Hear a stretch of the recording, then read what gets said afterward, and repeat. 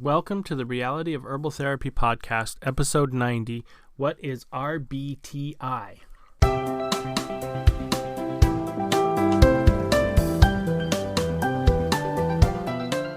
All right. Well, welcome to the Reality of Herbal Therapy podcast. And we have a special treat. We've got Scott with us.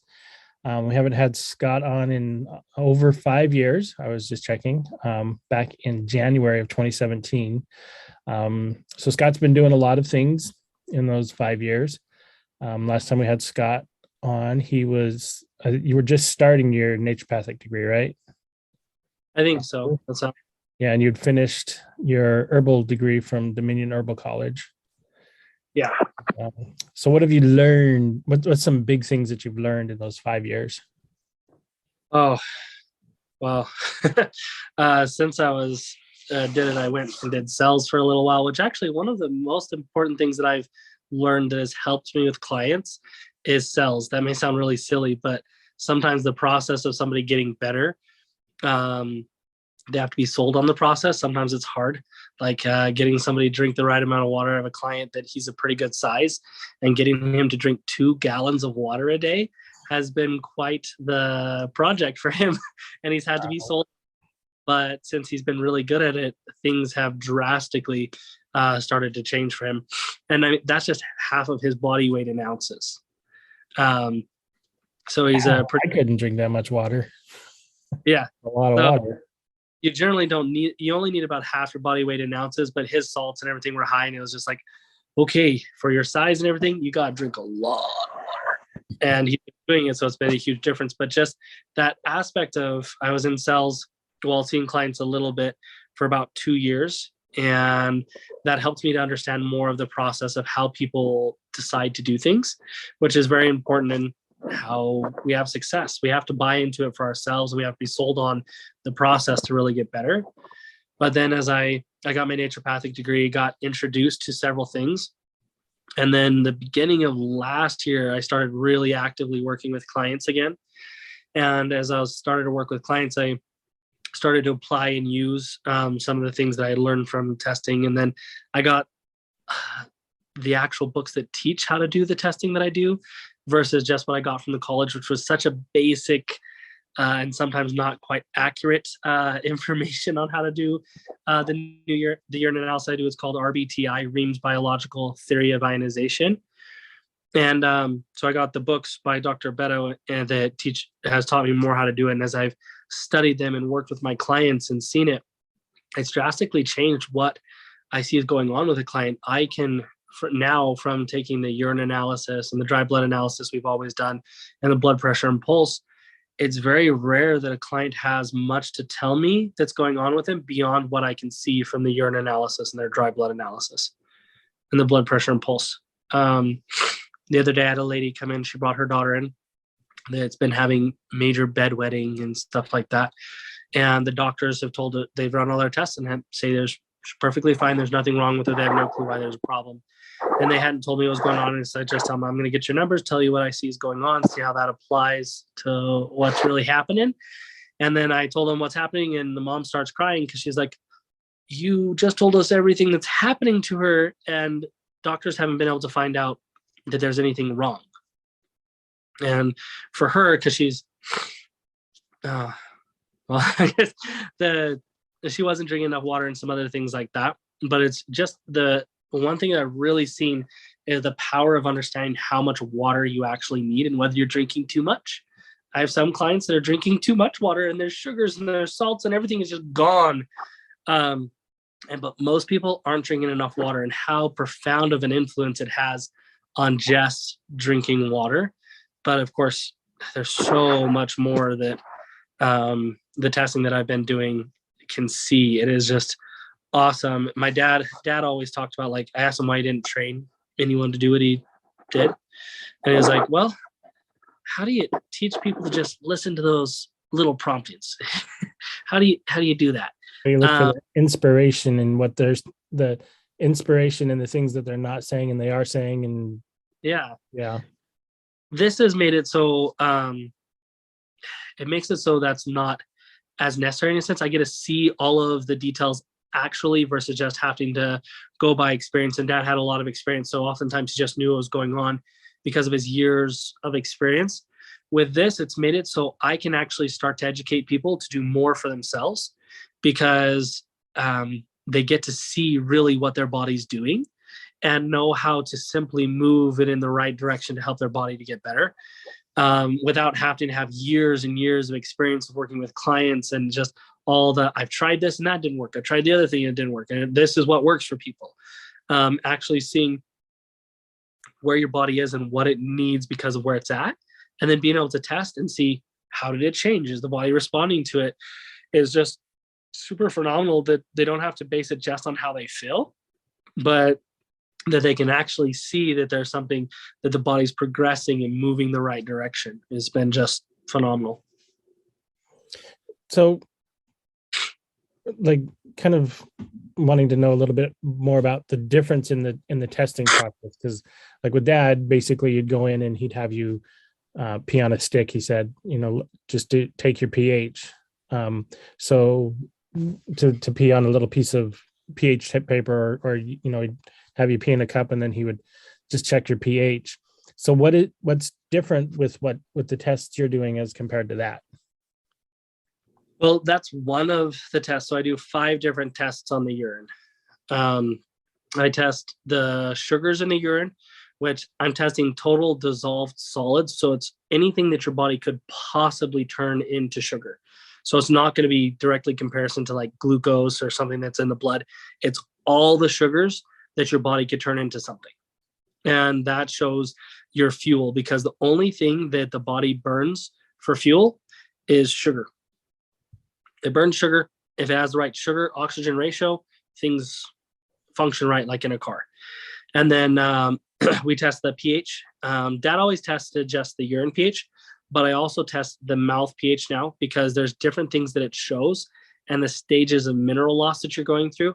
Dad always felt that it was by what you ate, and it really was. Can be at times by what you ate. That's what was in your mouth that changes your mouth pH. And that's why it has to be 30 minutes after you've had anything in your mouth before you can check it. But the mouth pH shows the pH from ribs up. The urine pH shows from ribs down. And that shows me digestively what's going on. It actually shows so much. So if a woman has a urine pH that's down in the 5s or lower, she most likely is infertile. And her menstrual cycle may stop and never come back. If she's a young lady before her menstrual cycle might not even stop. No, it might not even start. And then if she has it from when she's a young lady to like 30s, 40s, they generally end up with a hysterectomy because of how harsh that is on the reproductive system. And if like the urine pH is low and the saliva pH is high, if they're very far away from each other, it shows that there's digestive issues, that there's more food allergies, there's more foods that they're not breaking down. The lower the pH is, it's showing a specific type of calcium that's needed if it's in the urine pH. If it's a high pH, it's showing that there's a different type of calcium the body needs to create that balance. And then in the mouth pH, that one's been huge on Dad and I. One time I remember we were in Wildly Natural Foods and we were talking about it, because it used to be that he was using bovine thyroid. It's called raw thyroid. We used to use that to get the thyroid, and he said it just like snap like that. The thyroids would start to function. But he's like, I don't know if they changed the formula. Just the thyroid's not picking up like it used to with what our protocol was. And we were talking about why that wasn't happening. And the mouth pHs have answered a lot of those questions, because we would generally use like anemia and iodine, or at one point he was using the bovine thyroid and the anemia. And with a mouth pH, if your mouth pH is too low, you don't have enough B12 to be able to utilize iron. And so B12 is a coenzyme to utilizing iron in your body. And if you take iron, it lowers your mouth pH. So anemia actually lowers the mouth pH, which is important when it's too high. And B12 will raise it.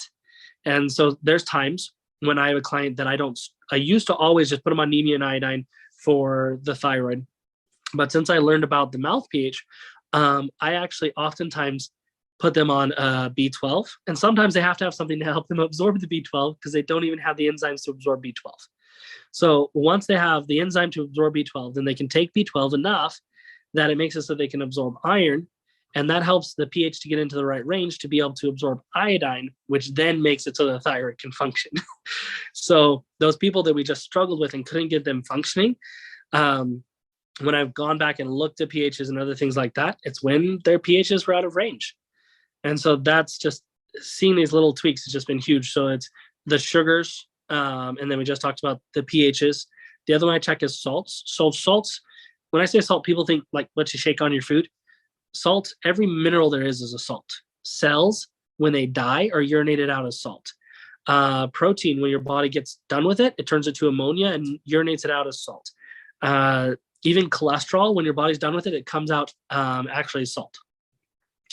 So that total salt number shows us how fast the nerves are functioning, how crazy the nervous system is. Every single kid I've had come in that's hyperactive, or they might call ADHD or whatever, they've all had a salt reading of 44 or higher, which should be a 10 to a 15. And this one young lady I have, she has like a 56. And she is just like, what you doing? What you doing? Just like, she doesn't stop, and you can just feel the energy coming off of her. And it's really just that they aren't drinking enough water to process out those salts and sugars, but their lives literally will be 4 times more intense or 5 times more intense because they have 4 to 5 times more salt. They have 4 to 5 times more electricity coursing through their body, and it's harder to ignore things. It's harder to focus. It's emotions feel stronger, pain feels stronger. Everything is just more intense by generally 4 times if they're really super active. But so it can go range from, if it's in the 10 to 15, that's normal. Anything above that, we're getting more intense. Like if you have like really intense kids, most likely their salts are high. And then on the how do you fix that? Water. Just water. Yep, water. Generally, if someone's not drinking enough water, their sugars and their salts are going to be high because it exits through the urine. And so generally they're not getting enough water. Sometimes they're getting more concentrated salts. Maybe they have more salts in their diet. But if you equally have high sugar and a high salt, kind of like at the same height in a sense, it's just a water. And once they drink enough water, both of those come down into a normal range. Reams was always saying, he said, high sugar, easiest thing to deal with. Just drink a lot of water. And I've actually seen it a lot with clients, that even if their salts and sugars are up in like a really high range, and I'm not talking about blood sugar specifically, just the sugars that your body has to turn into stuff, which I mean translates into your body to have overall good sugars. But if they're high, if you drink enough water, you'll get rid of them. If you drink too much, you will flood them all out, and you'll be like some of my clients that I have to tell them, please don't drink so much water. You can only drink this much water. If you drink any more than that, you'll have no sugars, you'll have no salts.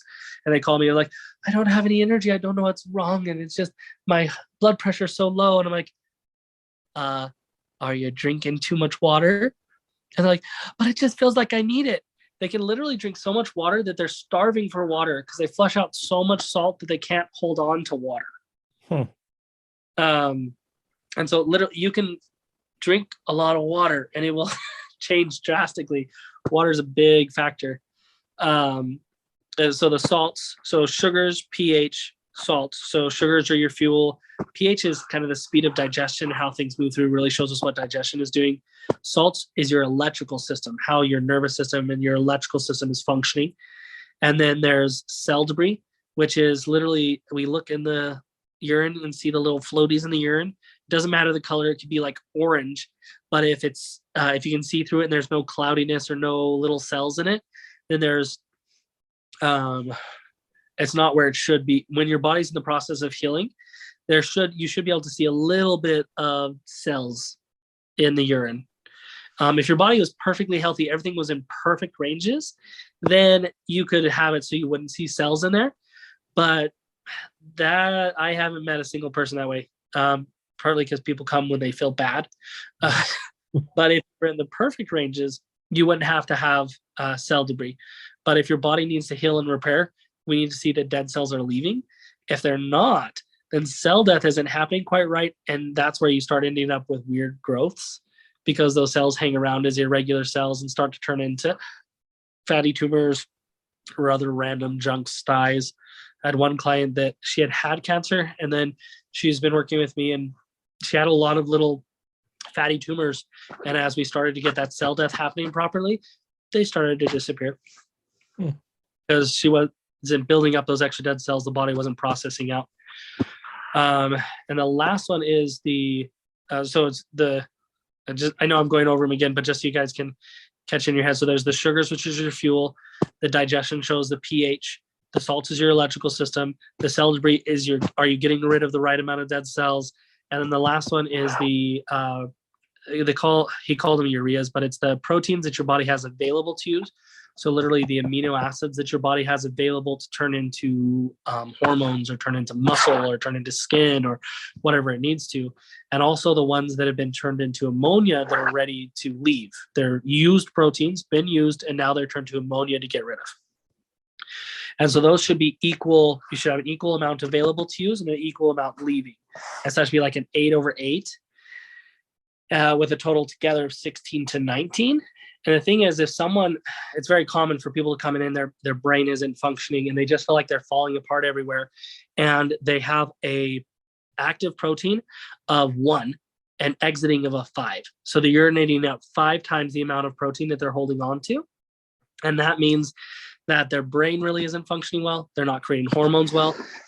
Their whole body is just doing weird stuff. Because the active form of protein in our body is actually essential to be able to get potassium out of food.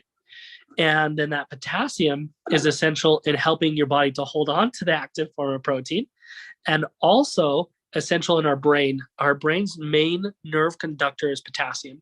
If you don't have enough potassium, sometimes you can get headaches in the back of your head. If your hormones are off and you're lacking potassium, you generally have extra weight. But when the brain doesn't have enough potassium, it can't communicate with the rest of the body. So there can be random things not functioning merely because the brain has a limited capacity to communicate with the rest of the body, and memory is going to be limited. If they had a 1/8 that they should have, their brain is literally going to fill at an 8th capacity for remembering, and their subconscious that controls all of the metabolic processes is going to be running at an 8th efficiency of what it should be. And that's why you've probably noticed I order a lot of potassium. Yep. Because they have to have a form of potassium that's not in the food. They may be consuming enough through their diet of potassium, but if there's something that's flipped, that they don't have enough of that active form of protein, they're dumping more than they're holding on to, then we have to get a freed form of potassium that helps to protect that active form of protein so we can start that cycle of getting the potassium out of food and getting their brain functioning. I actually just today had a client that his number was a 3 of his active protein. He came back the next time and he was taking potassium and it was a 7. And then the next time he came back was this time, it was a 3 because he forgot to take his potassium. So it drastically changes it in the way that the brain functions and the whole body. Sometimes people come in, they have all kinds of symptoms, a whole bunch of them. And it's merely because everything else is pretty good. It's just they're lacking in potassium. And their problem is their brain can't control anything. So they have all kinds of random junk happening. And it's simple. It's just like, I need to take potassium for 2 weeks and come back and see me. Let's see what happens off of it. That's just been an awesome thing to be able to see that. And also understand how magnesium functions. So magnesium is the opposite when it comes to proteins of what happens. So potassium protects our active form of protein. So it stays in our body and builds. Magnesium takes the active form of protein, neutralizes it, and turns it to ammonia so it can be urinated out. So if you take magnesium, it can actually turn, like if your numbers were normal, an 8/8, you have 8 proteins available to use and you're getting rid of 8. If you take only 400 milligrams of magnesium a day for about a week, you can end up with a 1/5 and your brain not doing what it's supposed to. And then you have to, that's generally an easy solution. You stop your magnesium, take some potassium, and we get back to where it should be. Magnesium's important, like if they had really high active form of proteins, their blood's really thick, and it's like, lay down and just drink water because we don't want you to have a major heart event. magnesium's super important in that instance, and it's really going to work. People use it a lot for cramps. Potassium can help for cramps, and it helps for cramps when somebody has low proteins, but when they have high, magnesium helps. And so they're kind of the flip side of, they can do very similar things, but it's where is your body right now and which one does it actually need? Some people use magnesium for making their bowels move. But oftentimes that's, we end up messing up another part when we're fixing something. My cousin and I love to shoot stuff with our BB guns. When I first got my BB gun, I shot all the lights out in the chicken coop because light bulb, they explode. So much fun. Lost my BB gun over that one for a little while, but we had this big old barrel that was as tall as I was. I was probably, I don't know, 8 or 10. And we put a jar on top of it and we were shooting it with our BB gun. And the jars are not near as fun as light bulbs are. They don't explode. You have to shoot them a lot of times before they fall apart. So we're shooting it, finally falls apart, and we go up to set up a new one, and we find that there was a car on the other side of the barrel that we shot out its window unknowingly. So Christopher, he runs home, and I have to go tell Mom that I shot out the window of the car. Luckily, it wasn't one that we're using. I had found out early, if I don't tell Mom and she finds out and has to catch me over it, it was a lot worse. So I told her I shot out the window. And sometimes in our lives, we're getting the result that we want. Our bowels are moving, or we're helping our cramps or something like that, but we don't realize we're blowing a window out in some other aspect. And being able to see this has helped me understand more of what you would use and where, if it's blowing a window out somewhere else, and whether we should actually use something else to get the same effect that won't cause a problem somewhere else. So those are the numbers that I check. So it's the sugars, the pH, both saliva and urine, which tells us digestively. Sugars show us the energy that we have potential in our body to create. The pHs show us our digestion. The salts show us our electricity in our body. The cells show us, are we actually eliminating and cleaning out cells properly? And then the protein show us, do we have the right building blocks that we need to actually create us? And are we getting rid of the old building blocks that we've already used? So that's all. The other tests that I do are very similar to Dad's, but that's the main thing that I learned. I learned that and actually really referenced a lot of it with Mom before she passed away. Dad wasn't alive when I started learning, but talking to Mom, and anything Dad had ever read, Mom had read too. And they would always discuss things, and talking to her, she was like, wow, this is actually really awesome. This is the truth. This is great. And so that really gave me confidence in going forward and really studying it and understanding it. And then as I've been actively seeing clients since the beginning of last year, didn't have a single client when I started. I started in a health food store. And since the beginning of last year, now I see about 140 clients a month. The next time you could probably schedule a client with me as a new client is about a month out. Now it might be 5 weeks out now. But that's just by me helping people to get better and them sending their friends. That's awesome. That's really cool. So where would you suggest, like if somebody wanted to do the test, where would you suggest they do that? So in order for them to do the test, they can get the test kit and do it themselves. I'm wanting to get down to New Mexico and see if I can set up a place that someone can test the numbers for people around there. The test stuff costs about $300, but it takes like 5 minutes to test. It's actually really simple. Most of my clients, I can do a video chat and have them test the numbers, and I can completely work with somebody no matter where they're at in the world. Right now, the only place that you can really get them tested, you might be able to convince one of my sisters in New Mexico to test it. I know I have one there that has the test equipment. You guys have, there's a client that called me that you guys were going to test in Oregon. So if you're in Oregon, they're Lynn and Jim, you might be able to get a hold of them and they might be able to test for you so you're able to work with me. And my clinic right now is in Utah and Far West. And that's where I do most of the tests and have my assistants do those tests. I have a niece that's now in Illinois. Is that what it is? Iowa. Iowa. I know it was Confuse one. me with the eyes. I'm like, yeah, Iowa. Iowa. She's in Iowa. She's actually been testing her own for a while, and she tested her husband's the other day, and I was like, these are really different than mine. I think he's just supposed to drink a lot of water because these are a lot higher than I usually see. I see low numbers. I was like, yeah, that's what you do. So it's been really cool for her to see the cause and effect of what's going on with her. And if you're around there, I've talked to her and she'd probably be willing to let you get it tested. So it's really if you get your own stuff, or right now it's mostly some of my family members that have some testings. I have several clients around like the Provo area. I have some that come from Payson that decide, instead of coming and seeing you all the time, I'm getting my own test equipment so I don't have to drive up there all the time. Once you have it, it's actually super valuable because as you, like with Emily, she was able to test her husband, see what's going on. And if you have a lot of kids, if you have really hyperactive kids, you can see, is it because they're salts? You can there's just a little tool you dip in their urine and it's going to read out a number. And if it's between a 7 and a 10.5, it's normal. If it's higher, they need to drink enough water until that number is normal. And they will calm down. They're completely different. They're so much less intense.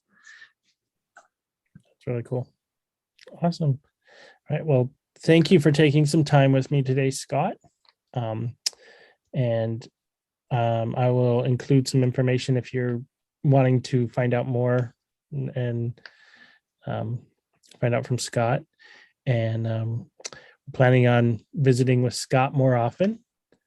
We're loving the possibilities of the internet, so we can do this whenever and wherever we are. So appreciate you being with us, and we will talk to you guys next time.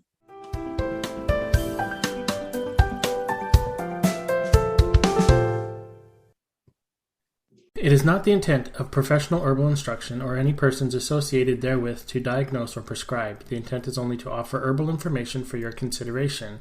In the event you use this information without your doctor's approval, you are prescribing for yourself, which is your God-given right. But professional herbal instruction or any persons associated herewith assume no responsibility.